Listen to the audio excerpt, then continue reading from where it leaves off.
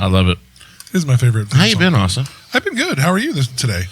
How are you today on National Stay Home and Play Video Games Day? It's not a real thing, but I appreciate you trying. It's a whole thing. I appreciate you trying. I started it today. I thought the way that worked is we just say things that we like and make them national days. If that works for you, tomorrow can be you. Irish Whiskey Day for you. No. Fuck it. Let's make it today is also Irish Whiskey Day. Do you know where an Irish family goes on vacation? Oh, here we go. Oh, yeah, I love this. Guys, be ready for Michael's got a lot of good jokes, and I can't wait to. Where do they go? Right, where do they go?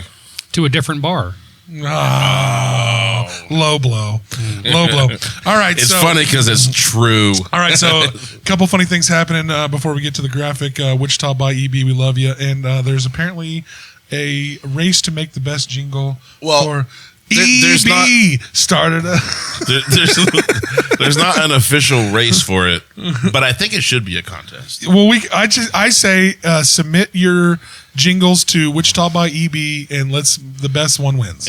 He made a post on Facebook the other day about he's looking for a jingle, and I popped up, and Jeremy Spring popped up and said we should make this a contest, and Jeremy's right. Jeremy's right. This should be a contest. Well, it'd be fun. He's got enough followers. It'd be a lot of fun. Oh, and it'd be huge promo for everybody. You know what I mean? Like it'd be great. Well, and especially for you, you're good at making jingles. Well, when I win the thing, it'll be great. Yeah, you know what I mean? When I win the thing, I'm not, awesome. and I love that you got like swing the big jingle dick, like you got it like cocked. Like I got that shit. I ain't gonna lie to you. I love doing it. I've honestly seen Aaron come up with a lot of jingles like pretty much on the spot, and and I'm a guy that sings stupid jingles in my head all the time, and Aaron's fucking amazing at it. So Wichita by EB jingle contest, send that shit in. PK Pest Management mentioned the show. This is the time of the year that all the spiders are coming in, so if you don't want them in your house, give me a shout. And mices. We'll help you out, and it's definitely the mouse time. So as soon as it gets cold, we take care of everything. If you have anything from bed bugs to termites to everything under the sun. So get with us, and I'll give you a discount if you mention the podcast. Sacred Leaf, we love you. We do everything that you do for us. We appreciate you. Aaron, Always give them amazing. a shout out. Give them a shout out a little bit. Oh, yeah. Sacred Leaf, man, they make all of their own... they make a lot of their own products out of their own fields in Colorado. So yeah, and they grow it, they process it, they sell it. It's all in-house. It's all really good quality product, and they're able to keep the price pretty low because they do it all themselves. Yeah, and that's one of my favorite things about them. It's not buying and then marking up. It's this is our stuff. Well, yeah, and they're not willing to kill people over shit. Like they don't buy equipment and then try to sell it for a huge markup when it doesn't deserve to be. That's what I'm saying. It's great. They'll make their dollar and get out. I love that about them. So shout out to Sacred Leaf. Shout out to Jam Jam. The Aaron and Austin show are about to be. Really cool stuff. A lot of stuff coming down the pipeline with that. We love them from last year, and I'm telling you right now, they are working on a local element to this. I think they're going to bring out a local DJ. They're going to have at least 4 or more local bands playing. Right now, this is what's being talked about. Okay, things change all the time, so I hate to announce things. I'm not announcing it as official, but I'm just telling you that they're trying to bring in the local environment. Focus more locally. And they're still going to spend the big bucks and bring in a bunch of big artists. Yeah. So look out for the announcements coming up real soon with the Damn Jam. But they are going to add a local element. And they've invested big time in Lake Afton in this community with this. So they're they're talking about having a local DJ. They're talking about having a local stage and having some local bands come out and represent Wichita. So there's a lot of fun that's going to go down with this Damn Jam in the future. And we're kind of consulting a little bit. We're in the mix there a little bit. We're actually luckily. We've met some great people, and shout out to all of the people that are involved in Damn Jam Productions. Yeah. They actually do production outside of the Damn Jam. They do other events. So shout out to CJ and shout out to all of the people that are involved in all of that stuff.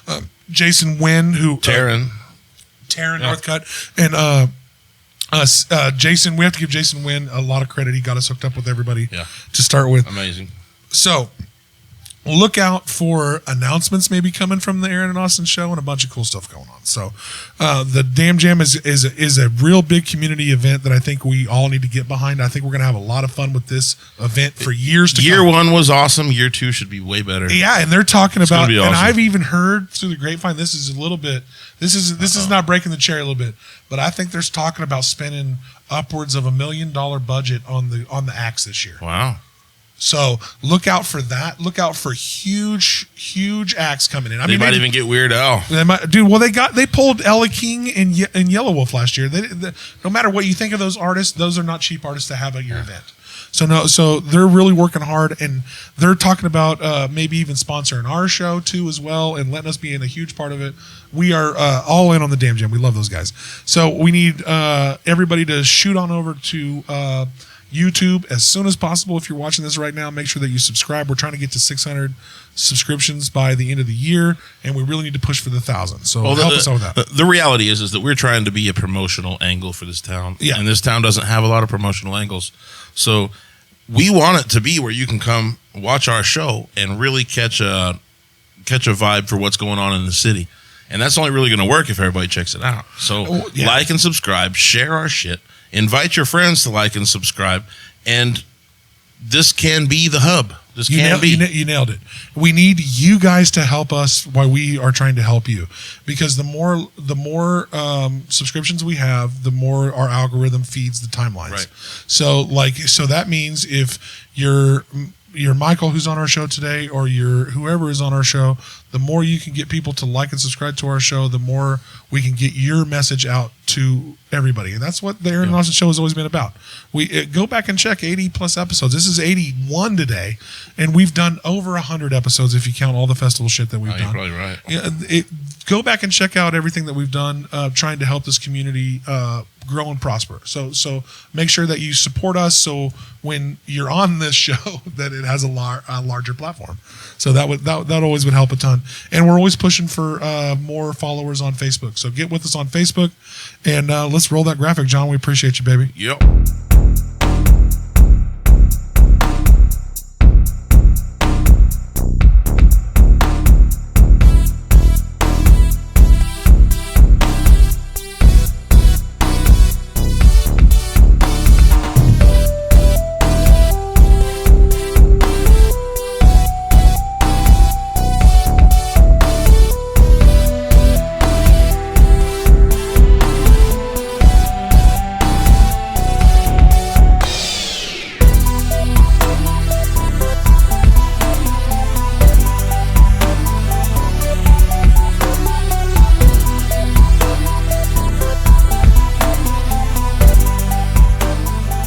Here we are. I myself have grown up being a huge video game enthusiast.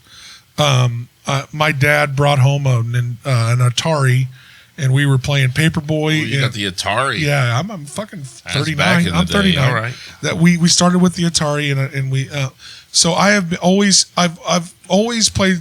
I've always been an outdoor. I always went outside too, and played sports and did a bunch of stuff, but video games have been a part of my life from the very beginning. And I don't know what my dad did, but he brought home Paperboy, and I can't remember the first game it was, but the car jumped really high in the air, and he'd come. I was like, bump and jump. Yes, that's the one. God, I knew you'd know. I knew you'd know. So what we have today... Well, that's his bag. Yeah, exactly. I've been really waiting for this episode. We have Michael. Michael, go ahead and introduce yourself. Michael is basically the engineer of the arcade. He runs the whole entire place, keeping that place together. So tell us a little bit about yourself and your place. Well, thanks for having me on the show. Yeah, man. I was born in 1979. I turned 44 yesterday, and by pure coincidence, same birthday as Weird Al. He's October. You guys share October a birthday? 23rd. Nice, awesome. No coincidence. So belated birthday, October 23rd. That's coming up. Yesterday. So yeah, happy birthday. Oh, thanks. Yeah. Nice. So I grew up in the arcade, like the Golf Park West out west. Dude, tell me about it. When it was Golf Park West, I was there too. Golf Park. I worked there when I was 15 or so. I still got the T-shirt. Nice. But Town West at Aladdin's Castle and Grand Prix out east, and Greg Stevens' family game room, and I'd go with my dad on Monday nights to Thunderbird Bowl, where he would do his Monday Night Bowling League, and right next door was Greg Stevens' family game room. I'd go there, and that was a baller-ass game room too, really. So on the one on West Street as well. Oh, the old bowling alley on West Street? No. Or are you talking about the old arcade on West Street? Yeah, Greg Stevens' family game room. He had one on West Street, and there was one over there on Oliver next to... I'm not familiar with the one that was on West Street. But there was one on West Street for a long time, yeah. Nice. So I grew up in the arcade. I just ride my bike to Golf Park and play video games. And one day I said, I'm going to have my own arcade game at some point when I get older. And so I was in the Navy in 2005. I was about to separate, and I thought, well, let me see if I can find an arcade machine before I leave. I happened to be in Hawaii at the time, so there was no real. I mean, the pickings are pretty slim out in Hawaii. As far as like cabs or what? Yeah. So I couldn't find one. So my uncle actually helped me build my first one from scratch. Like a black one, with just a regular cab, and you just build whatever game inside, or what do you mean? Well, by that? no, like the plans for the game were on the internet for a Mortal Kombat machine. So we found those plans, and we just made one from scratch. Are you talking about like building the board and everything? Like, how do you? Build the cabinet, the actual physical cabinet. But I put a computer in there to run different games. But, that's cool. But I grew up in the arcade, and my whole childhood experience is pretty much just arcade related stuff. So what was the first big one that grabbed you? What was Mortal Kombat? Mortal Kombat. See, the first game. I mean, I played.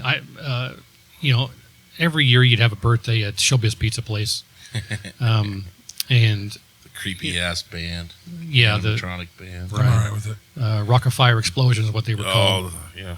But dude, this guy knows. He got the name for it. I'd go to I'd go there and play game stuff. But the first time that I have a vivid memory of getting up, say, okay, I'm going to the arcade. I'm going to go to the arcade and play this game. I can't wait to go and play it. Was Mortal Kombat. Yeah.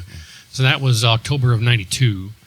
That was my first one too. That was the one that was really like when you really like, it was weird to see blood for the first time. Like when you hit somebody and blood came out. Like it was like that game was monumental. Like the fatalities and the uppercuts of even their first original Mortal Kombat game was pretty fucking amazing. Like they expected it to fail hard. They really they put the game on location and testing, and they expected it to be not well received because of the violence and just they spent 6 months or so making the game and like, okay, that's done. Let's go on to something else now. What was that? What was its main competition probably at that time? Was Street Fighter? Yeah, Street Fighter would probably be the first main competition. But they thought it was going to fail from the beginning, so they got done with the game and went right on to something else. And and then they put the game on location. They would go to the arcade to see how the game was being tested on location, and just there were crowds and crowds of people. And next thing you know, it had exploded. Mortal Kombat had like a really different feel to it. Like we had played versus games before, one-on-one fighters, and some of them have been cartoony. This one had so much more of decent graphics, really. Well, I mean comparable graphics in my opinion to even Street Fighter, but just different graphics. Well, it was digitized actors. Yes, it was real people making like real movements and like freeze frame.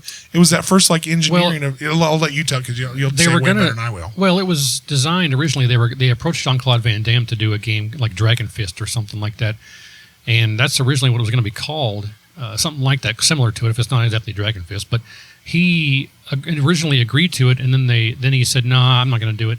But they already had the idea set in motion. So they brought in some people to, finish up the game, and they used actual martial artists. And they said, well, they already have time and energy invested in starting the game up. So they went ahead and went a different direction and didn't use Jean-Claude Van Damme. And then ironically, here we are 30 years later. Now he's in Mortal Kombat 1, the new MK game. In the movie? Or the game? The game. They brought him back. They brought him. So he's because I saw the movie. Yeah. Well, in what he knows is like, as I followed my son and my little bit of following Mortal Kombat now, they are doing a really cool thing as far as, I don't know when they started it. You probably would know better than me, but they like started including including like pop culture. Like they like included the Terminator and movie shit. And then MK9 around 2011 or so. Yeah, they really started including a lot of. I think it was. Really started including a lot of cool shit. Like you have some Mortal Kombat games that include the Predator that have the fucking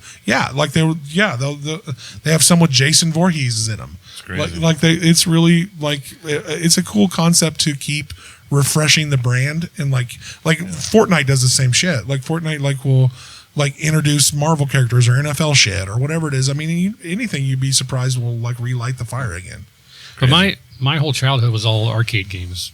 Play where I could find one. I went to Disneyland. Did you stay arcade the whole time, or did you ever transition to console? Or well, yeah, I had a Nintendo. My parents bought me a Nintendo for my birthday in 1986. After it had been out for a year, because it debuted in New York in '85. And I didn't have mine till like '88. I could be wrong, but I turned 7 years old in '86. My parents got me a Nintendo, and I was a hardcore Nintendo guy. But once I reached, the age of reason, 12, 13, I would hit the arcade on a regular. And I tried to tell him earlier. He's like, well, I used to go out and do that. I was like, you don't remember. Like, the arcade was a cool fucking spot to be at. Like, it was not a bunch of little kids having pizza parties back in our day. Yeah. Like, it was a happening fucking joint. And I spent most of my childhood there, and I just, I thought, at some point I'm going to have my own machine. So you fast forward 20 years, and I had my first house, my whole living room was arcade games. Wow. Dining room, arcade games. 2 of the 3 bedrooms, arcade games. What was your first cab you owned? First machine I ever bought that was a real machine, not the MK2 I made out in Hawaii. I'd say probably, I think I got an MK1 here locally. When I got all the art on it, like the real full cab. Ones, yeah, the full cab. But I had at one point I had 43 arcade and pinball machines in the house. Really? Wow. Yeah. And this is before you ever even thought about starting your own business with it wasn't my idea, it was my partner. So basically I had 43 some odd games in my house, and then I ended up buying a bigger house with a giant basement to put all these games in the basement. And that lasted 3 months, and then they all came out and went to the arcade. Okay, one question before you go too much further. Sure. What were you doing with, you had a house, bought a bigger house to put them in the basement. What were you doing with all these cabs? Why they were in your house? They would sit and collect dust. But you didn't play them on a daily basis? You didn't fuck with them at all? I got more enjoyment out of the restoration and the repair. I'd buy a cabinet that was torn up. So you like to collect and repair? I would strip it down and redo the cabinet and do the artwork and redo the controls, fix the boards, fix the monitors, get it nice and back to factory condition. And then it would just sit and collect dust. The only time they ever turned on was when people came over, which was very rare. Did you ever think about maybe doing like a refurbishing cab business for yourself?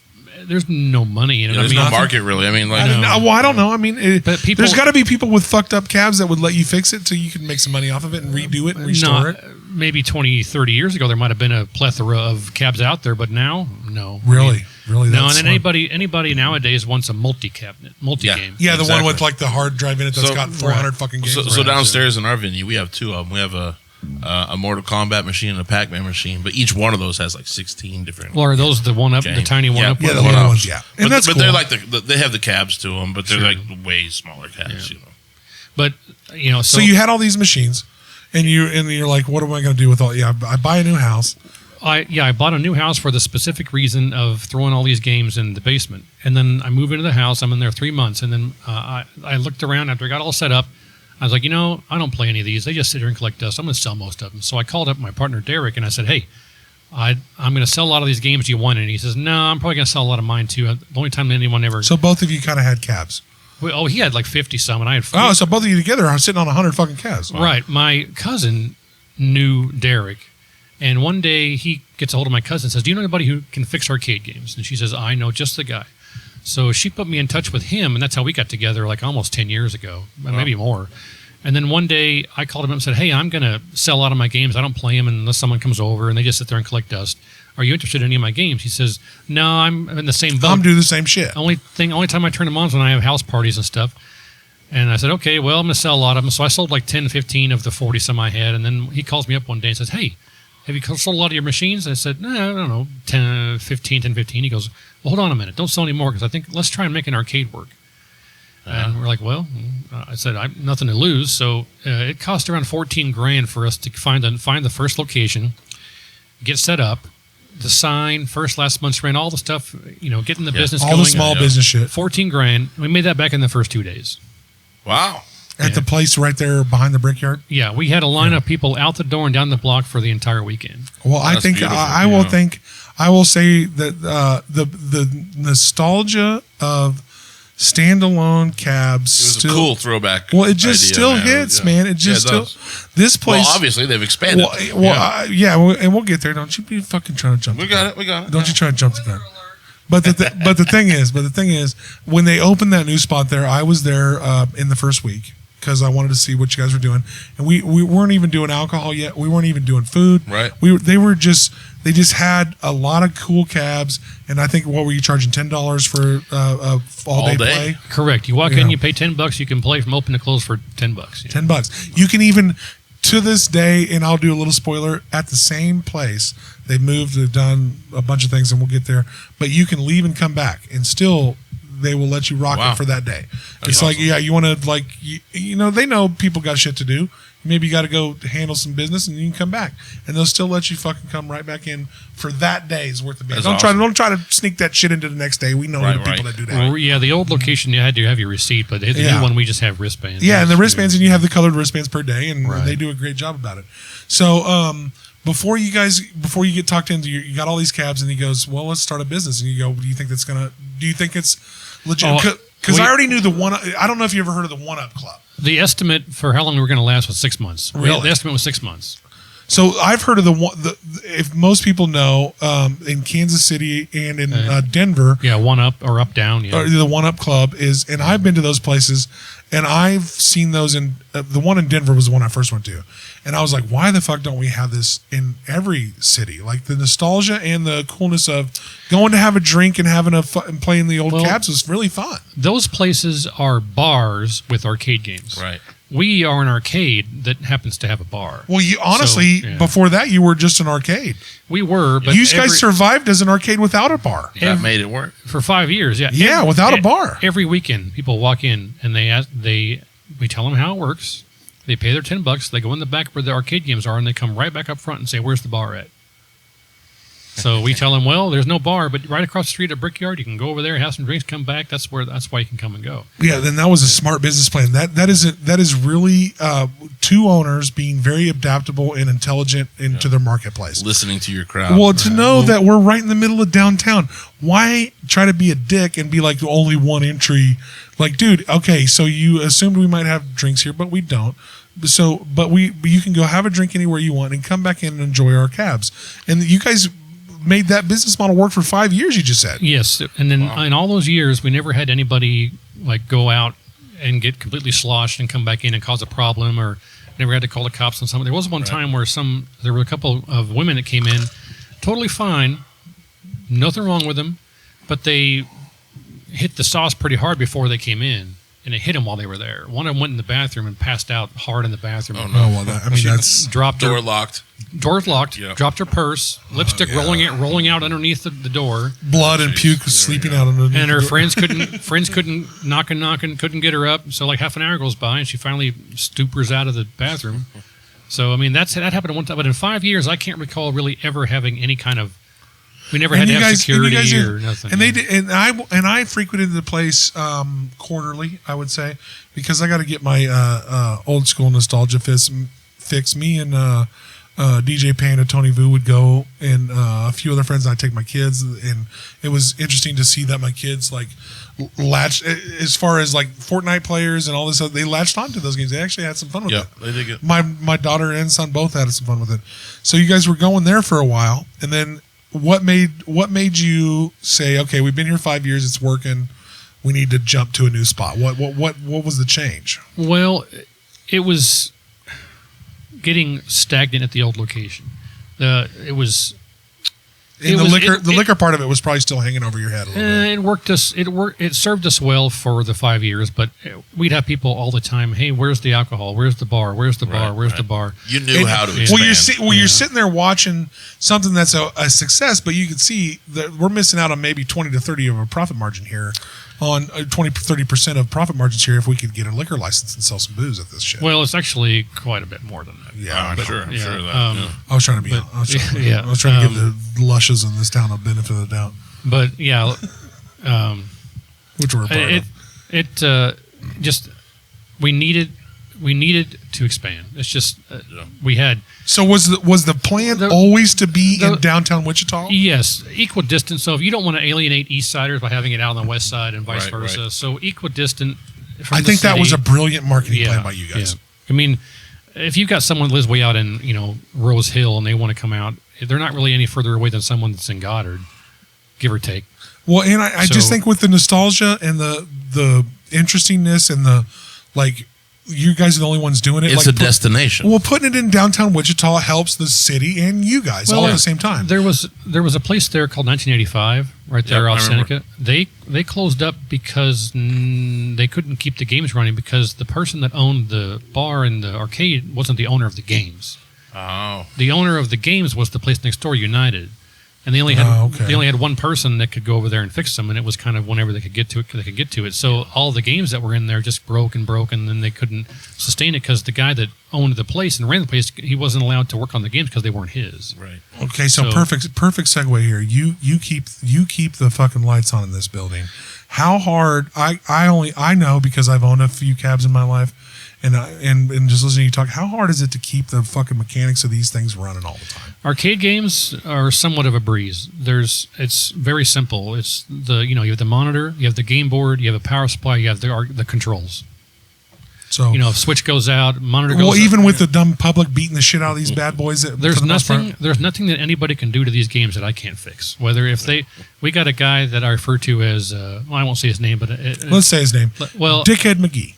Well, I call him John. I call him John the Joystick Destroyer. Okay, so John votes. Oh, he's the yeah, like he's moved the joysticks with such ferocity that the whole cabinet moves. Like he'll moving the cabinet with the joystick. He's grabbed the joystick and he's moving the whole machine like it owes him money. So John, when you're listening to this, you know who the fuck you are. Stop doing that. That's right.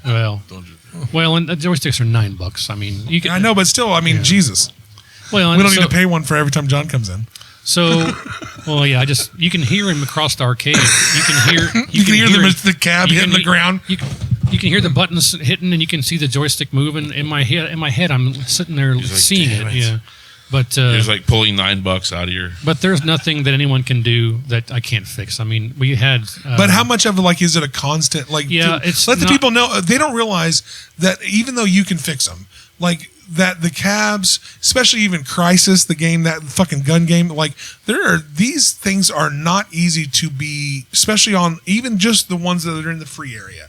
That's not easy to keep them going on a daily basis. That's a full-time fucking job every day. Well, I have a full-time job on top of all this. So there's the Time Crisis 3. The guns stop working every couple of days. Yeah, anybody that knows this game is one of the coolest first-person shooter arcade games that came out. It's pedal operated, and if you're off the pedal, you're in cover. If you push the pedal, it pops you up. And that was really cool is the original guns that came with this game really clicked. Click, pow, pow. I mean, there was an action on the top of the clicky clack. There was a real action on the top of the fucking pistol, and it was a big breakthrough in games as far as shooters. And those guns are long gone because they break and then you can't get them. No, the click clacky ones. Yeah, you have to. You can add a bunch of weird ones. You can use the Maximum Force game ones. Yes, but those have a solenoid you can put in there to get clicky clack too. Yeah. Oh, wow. So instead of the top going back and forth like the slide, it's got a solenoid inside the handle that goes click clack. Yeah, it makes it. It's still not as cool though. It still does the same action. You can still click clack, but it doesn't do the top slide. And like you said, even now, I bet what are we at Time Crisis? What is the newest one? 6. I mean, I don't know what the newest. Well, there is a new Time Crisis that like Dave and Buster's. We're like 6 into this shit, and I guarantee the guy that's fucking dealing with that shit is the same amount of trouble with the guns as he does at the old one. Well, the Dave and Buster's places, Namco owns all those machines. Oh, really? So, like, Dave and Buster's doesn't own those. Namco owns those, and they either rent them out from Namco or Namco leases them to them. So, whenever there's a machine that's broken, they don't have anybody on hand to fix it. Really? They have to wait. The repair guys for Dave and Buster's are stationed out of Oklahoma City. Oh, wow. Shit. So they just shut down a game. They shut the game off, and they have to wait until there's enough games broken to make it worth the repair guy's time to come out. Oh, so we need a handful of games before we're driving up here. Right. And so with you guys, which you and Derek own all the games. We own everything in the building. Yeah. You own it. Do you guys own the building? No. Oh, God damn it. It's so hard. Everything in the building. It's so hard to get a building in this town. Well, I wouldn't want to own the building anyway. You got there's so much, more. There's a lot there. Well, and let's talk about it. They moved from right behind Brickyard to now they are at 3rd and Washington. They are right across the street from B&C Barbecue. And I will tell you, I frequented the place, the old spot, and I frequent the new spot as much. It is a absolute fabulous time if you want some nostalgia. If you want to try to trick some old ADD kids, like old arcade games that you can play for free, like really work for even like for Spencer and our kids that like love YouTube and shit, like the quick like this, like you have unlimited play on like 100 games. So how many cabs do you guys have in the place? We're at 132, I think. Well, that's including pinball. So we're like 105 arcade games and 23 pinball machines. That's so awesome. 130. I will tell you, like, it works for the new age kids too, as well as they're quick minds. They like to play a little bit of this, play a little bit of that. They bounce around in those places and have a good time for hours, man. It's really a good time. And part of the reason you asked before about why we moved, but the main reason was we had a surplus of games. Like people say, hey, do you have this? Do you have that? No. But we would acquire, I probably had 20 or 30 machines sitting around that we had no room for. So part of the reason... So they weren't getting any like rotation. They were just sitting there. We would rotate it out, but the games we had were all popular games. So the ones that were less popular would get rotated out and sold, but we had a surplus of machines and games that had nowhere to go. So we had 15 pinball machines at the old location. And now we have 20. We actually have 27, but we only have room for 23. So we got 4 more that have nowhere to go. So let's unwrap this a little bit because we segued into it well. So I grew up as a big arcade guy as far as playing the cabs and but pinball's not been my biggest thing. And you guys have a really awesome, cool setup. Let everybody know. They have, I don't know how many pinball machines currently. 23. 23 pinball machines, and they are fucking state-of-the-art cool I preferred pinball, man. Well, they also have a camera monitor system set up, and I'll let you explain it better than me. But I'll tell you, as a dummy watching it, you can see every pinball machine, and the pinball is not included in the all-day pay. That is 50 cents a play still? 50 cents, 2 tokens, yes. Correct. Yeah, so, and I'm sure you guys have some deals on some days and all that stuff, and we'll get to that. But it is not included in the wristband part of it. But they have this sick setup, and I'm going to let Michael tell us all about it. But they've set up all these pinball machines, and then you also have a monitor above every pinball machine with a camera showing you what's going on in the pinball machine. Right. So you can look up. No, not the person playing, the people watching. Right. So when we have tournaments or and it's like I got you. Yeah. You can stand back and watch the camera above, or watch the monitor above the machine to watch how someone's playing. So, if you're instead of crowding over their shoulder and looking around and trying to see, or you like cuddling the side of the machine and shit, right? Yeah. You can stand back 6 feet and look at the monitor and watch how someone's playing. So, if you imagine the pinball machine in front of you, there's a piece of conduit above it with a camera that points down at the play field, and above that is the monitor, like a 32-inch TV. Turned sideways. Yes, correct, vertical. So that's how you're watching the person play as a spectator. What gave you guys the idea to do that? Cool. We went to California Extreme in 2018. Yes, 2018, and they had a setup like that over a couple of games for like a tournament. And we thought, hey, we can rip that off. So we fuck yeah, dude, it's a cool idea. Everybody gets to use it. We put all the screens above the pinball machines, just so like for tournaments and gameplay.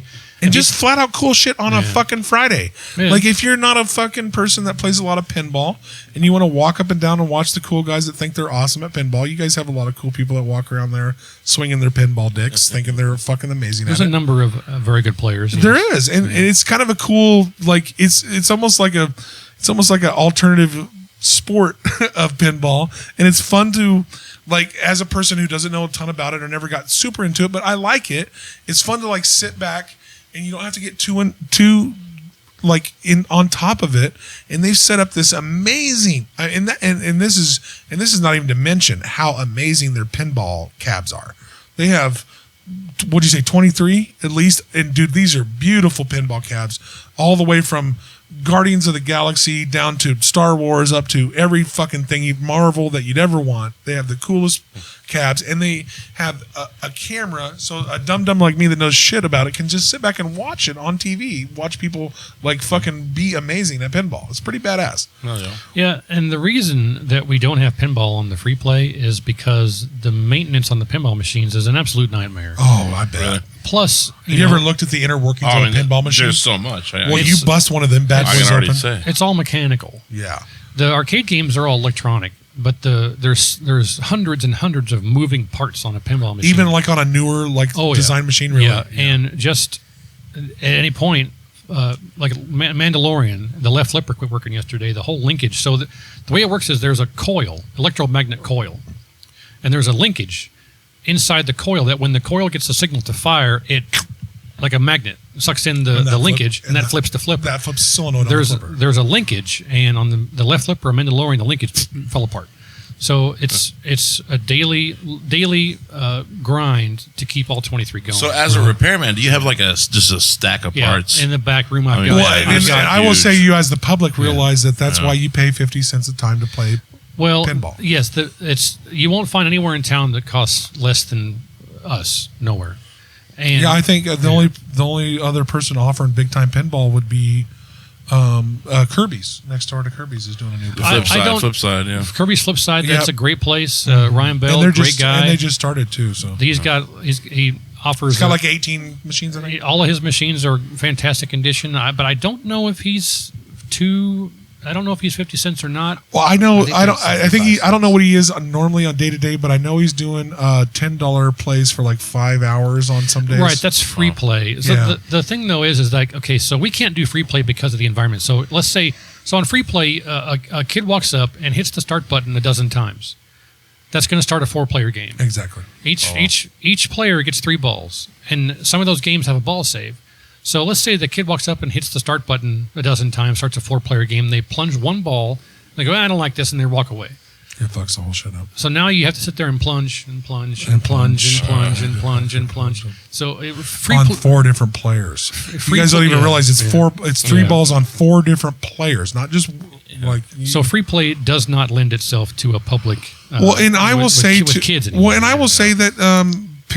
Like they're just trying to do that because they open a new spot, and shout out to Kirby's, they're trying to get people in there. I get it, but like to me, with the maintenance and what it takes to run a pinball machine, they deserve to be what they are. Just like the brand new fucking Mario Kart machine right outside you pay $1 for. That's a brand new machine. That's worth paying $1 for. Some shit out of arcade is not going to always fall under like all of the main things. Well, as you mentioned, even that's a brand new game. We've had it for 4 months, and the right seat, you have to lift up on the bar to move the seat forward and back, and the bar is just flopping around because somebody sat down in it with their girth, and they broke the spring. Oh, shit. Don't make fun of fat people. We're trying to do our own thing. What he's saying is it happens. And I'm large and in charge myself. Sometimes people fuck shit up, is what happens. So so I have to, the seat, you sit in the seat and it just goes back and forth, doesn't lock in place anymore. So it's every day there's something that has to be fixed every day. Yeah. I mean, besides you, what is it just you, or do you have a team of assistants that help you? It's only me. Just you? You about to pull these boards all apart and everything? That's why I give Derek grief. I say, hey, if I drop dead tomorrow, I'll rephrase this. If he drops dead tomorrow, I can find anybody to run the business. But if I drop dead tomorrow, then that's going to be about it. He gives me grief back. He goes, well, we'll go from 129 machines to 128 and 127 and 126. So as they break down. In a month. That's funny as we slowly tick backwards because of as they break down. Okay, we'll just remove this one. Yeah. Do you guys have a tracker of what is the most played games? No, not really. Do you know? I just from walking through and observing people. I mean, you've got like the track and field is top 10, Tron's top 10, Donkey Kong, Frogger. What is your favorite game? Those old school games inside the free top tier. You can hear people inside the bracelet. That's crazy to me. You can every time you're in there. You can hear the track and field people. Yeah. So inside the free play, inside the cabs, what's your favorite game in there? Is it still MK1? I say Mortal Kombat 3. Really? But it's interesting. There's 4 Mortal Kombats that were released in the arcade. I still fucking have a lot of fun with Galaga. Yeah, that's Phil's. There's a trick on Galaga I'll tell you about. But MK4 is the least well-received MK game from the MK community. Is it one is that the one they fucked up on? Where it's 3D. It's a 3D one. Oh, okay. That's the one nobody liked. Well, everyone likes it. The Mortal Kombat 4 gets more play than any of the other 3. If you watch people play, they walk in, they see, Mortal Kombat 4 is the first one they go to, and they stay there and play that one. Huh. It's the worst one. It's for the people that play MK, it's the worst one, but the people that don't play MK, they like it because it's 3D. Huh. So it's the gimmicky Mortal Kombat is what he's saying. Well, it's the gimmick. It's the flashy one. To me, I ain't gonna lie to you. I was right with you on Mortal Kombat as like the one that drew me in, And then, the one that pulled me away from Mortal Kombat was Killer Instinct. I really had a lot of fucking blast. I can count on one hand the number of times I've played Killer Instinct. Really? Why did you never get into it? You're just too Mortal Kombat based? It's Dude, you know what you guys need? And before I forget, you guys need a Soul Calibur machine.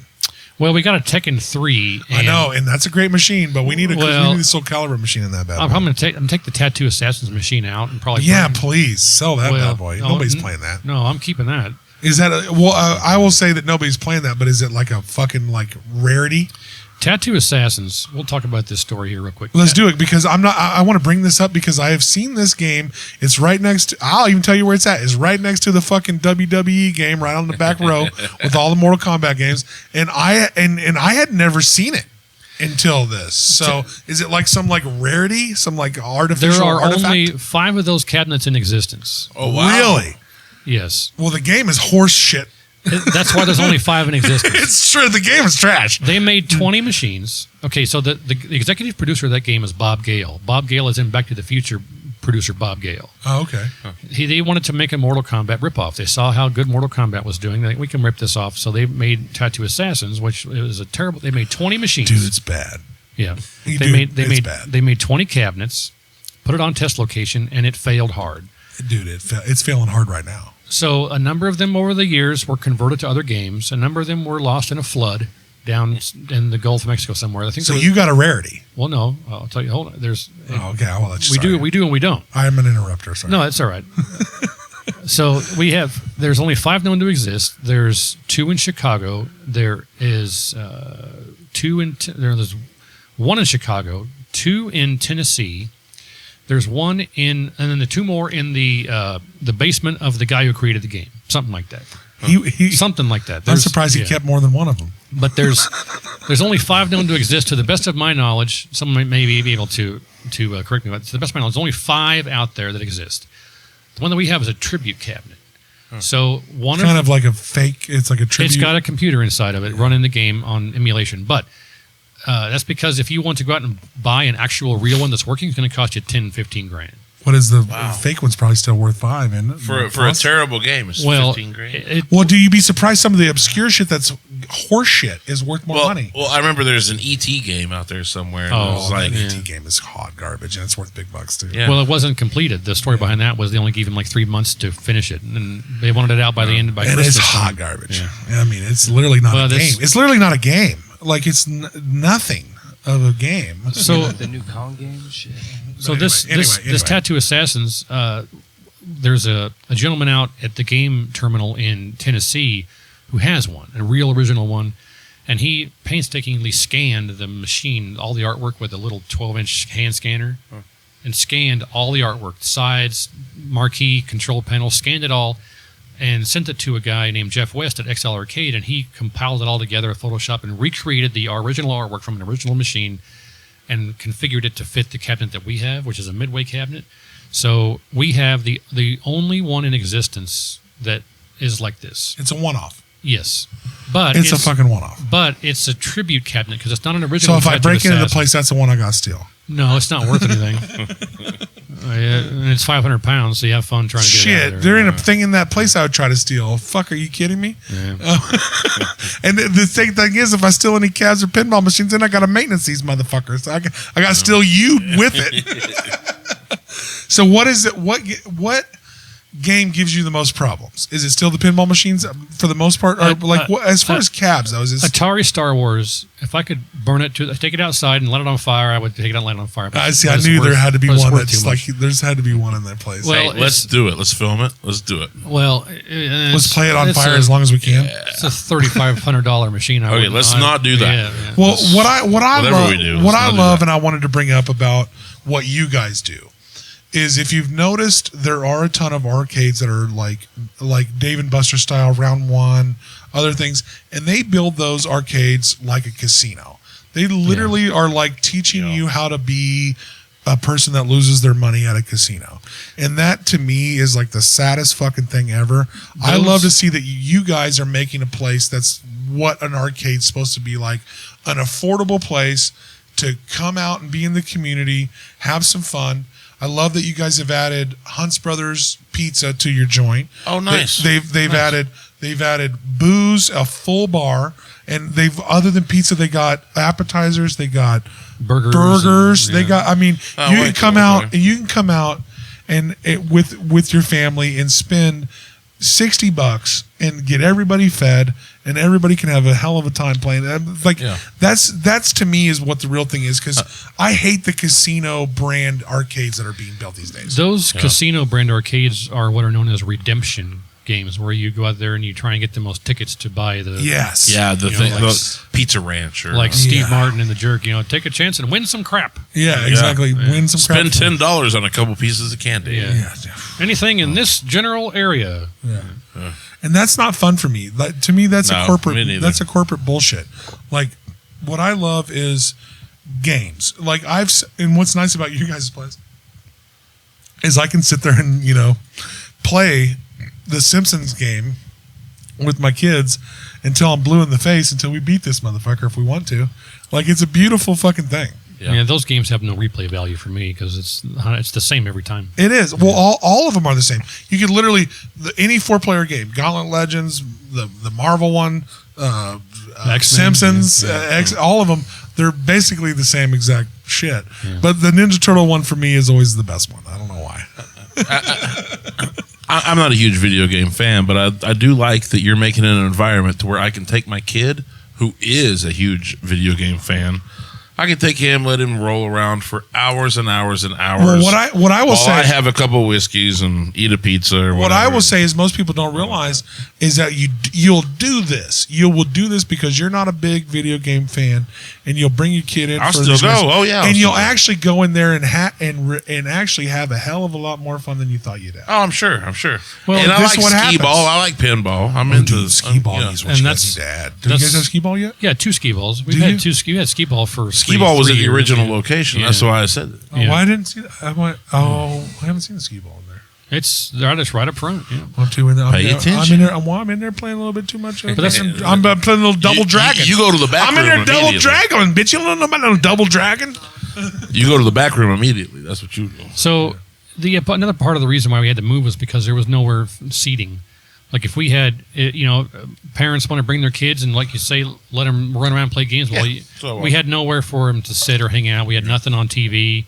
Now we got the TVs with full sports bar, full bar. Yeah. So now if you want to bring your kids and watch the Chiefs game while they're playing, you can do that. And he didn't even mention how much room they got inside, but he didn't even mention the beautiful patio that they have outside.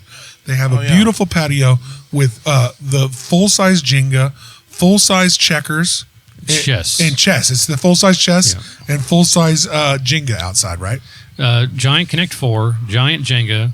Oh, like yard games. Yeah. Yes. Like yard games. On their beautiful patio. On their beautiful patio. They have just a bunch of tables, a bunch of fun games to play with outside that are all free. That you don't have to pay a dime for. If you walk in there and just want to hang out, you can walk in, hang out, play games outside, watch TV. It doesn't cost you a dime. Yeah, that's awesome. Yeah, I mean, and like I said, they were like, okay, we've done an amazing thing for 5 years. We've made the fact that playing games here is going to work. I love the fact that you guys are a low dough option. Yeah, you know what I mean? Like $10 for my kid to play some games all day. Let's do that. Sure. And we're hitting $10, $11 for a pizza, and their pizzas are legit, dude. My son, we've been in. And the reason we're doing the podcast today is because I've been in like 5 times, and I've talked to Derek, that Derek runs the goddamn show. He's sitting there inside the place, sitting there. And is it family that owns most of it, or like how's the guy that runs the wristbands and shit is the guy I talked to. That's my cousin. Yeah, he was the one who I talked to originally. So family vibe. I talked to him about him. Well, my cousin worked in an arcade and operated an arcade down in Hawaii also, so he's got the experience. Where at in Hawaii? What? Oahu. Okay. Yeah. I lived in Lahaina, Maui for. He loves to swing his fucking Hawaii dick. Well, no, I lived there 8 months. It's not that big of a dick. I was there 3 years, and after you're there for about 3 weeks, you just want to go somewhere else. That's what I did. I lived there for about 8 months, and I'm out. once you This go, isn't for me, man. you're on an island. So once you go everywhere there is to go and see everything there is to do, you're like, You're done. Well, what do I do now? I'm done now. Yeah, I did the same thing. Well, I feel like that's what I've heard from everybody about Hawaii. It's all the same shit. Yeah. But so let's not bag on Hawaii. Let's go back to these fucking. No, it's great. I wouldn't want to live there. So, at all, but- I wanna spend my question $12 is, for a gallon of you milk. you spent a ton. You've worked a ton. You grew up playing Mortal Kombat. What do you play video game wise at your house? Do you have Nothing. Nothing. I went from. So you're like a mechanic. You go home, I ain't working on a car. Once it became a job, I lost all interest in recreation side of it. That's Really? God, that's so. That interesting. happens sometimes to a lot of great people's passions. Yeah. When it becomes like the When money it becomes maker. work, I'm out. You know? To me, I will never stop playing video games. To me, I play. I wasn't even a first-person shooter gamer forever, but now I play Apex like it's a motherfucker. I love it. Man, I was a like head chef at a restaurant way back in the day. I was maybe You cooked heads? yeah, yep. I cooked heads, He steamed gave heads, fried heads in the back of that fucking steam room, in that fucking freeze, that But walk-in closet. I cooked, and There's some men- we made everything from scratch. And I'm telling you, I went home. I didn't want to cook anything. Yeah. Oh, yeah. That's like I went home and I'm ordering pizza. I'm going to McDonald's. I'm out, dude. Like the old joke about how the gynecologist's wife is waiting for him at home, and he comes home and he goes, "If I have to see one more." yeah. All right, so here we are. The wife goes, so here we are towards the end of that. Go ahead and give your full plug. Tell everybody about the arcade. And guys, before he tells it, I will tell you. If you guys want to come out and have a great time, the arcade is a really awesome place that here in Wichita that I'm really glad is a part of our downtown scene. And I'll let Michael tell us all about where it's at and what you can do and all the things there. And for right now, if you mention the Aaron and Austin podcast, it'll be $10 for a day of $10 for your kid, and it'd be for only $10 for adults. We're gonna if you mention the Aaron and Austin show, it's normally $12 for adults. We're gonna bump it up to $15. Yeah, that's right. We're gonna actually charge you more if you mention the podcast. Because if you mention us, we know you're supporters. And you don't mind. And the thing is, we want to support the arcade. Right. But first and foremost, give us your location, give us our times, give us all of our cool things that they can do as far as parties, how we can find you, how we can find you, all those things. So our website is thearcadewichita.com, and all the information you ever need to know is there on the website, arcadewichita.com. But we're at 906 East 3rd Street, 3rd and Washington. It's $12.50 for adult and $10 for kids 10 and under, I believe. And it's all day. Come in we're open 7 days a week, 3 p.m. to 11 p.m. Monday through Thursday. Friday is 11 to 1. Wow. Saturday is 11 to 1. Wow. And Sunday is 11 to 8. If we have any pinball enthusiasts, no, I take that back. 11 to 11. I'm sorry. If we have any pinball enthusiasts, is there a way to get in touch with what tournaments and all that stuff that go on there? The last Saturday of every month. So the final the big pinball day is we have a tournament the final Saturday of every month, and then we have a weekly league on Thursday nights. So you can join the league. I don't know if it costs you any money. I don't believe it does, but you can join the league on Thursday nights. Come out and play pinball, and there's a specific set of games picked each week, and you can have fun playing those. And awesome. And so a lot of cool shit going down.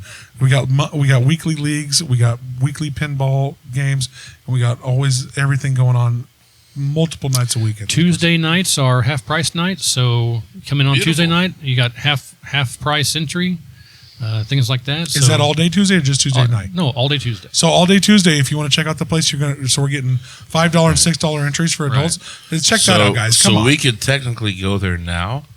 Well, I think maybe we do a Aaron and Austin show podcast live from the arcade one. Oh, that could be fun. And I kick your ass in every arcade. We do have 2 giant private party rooms. Yeah, they have. Yeah, you guys have a pretty big booking room on the backside. There's 2 rooms. There's 2 separate rooms with a garage door in between. So if you want to book both rooms, birthday parties, correct. Yeah, they're literally doing a little bit of everything, guys. I mean, you can go from adults to kids to up and down. They have the option for every goddamn thing at this place. Yeah, you can open the garage door and then rent out both one big large party area, or have the garage door closed and have two. So separate can we ones. rent the whole place out and throw a giant concert and just get crazy in there? You can, but not during open hours. Yeah. We used to offer. Well, if we got enough money, maybe we can get them doors. Well, that is true. That has happened before. Money makes everything work. Yeah, money makes everything work. Which means that we Yeah. can't make it Yeah, work. So we, It's we'll just, we'll show up there. We'll show up during normal operating hours. Yeah, probably. We used to offer to rent the place out. At the old location, it was able to be done, but the new location, and we have to have employees there. And Well, goings a on, lot of so- overhead and shutting down the bar is not worth it. Correct, I right. mean, So, guys, they're on a real tick now. Well, I'm now not. you got the bar, you know how much Well, it makes. and I'm not going to lie to you. As we wrap this up, the arcade has really stepped up their game. You guys asked No pun intended. You guys asked for food. You guys asked for good food. You guys one-upped. You guys asked for appetizers.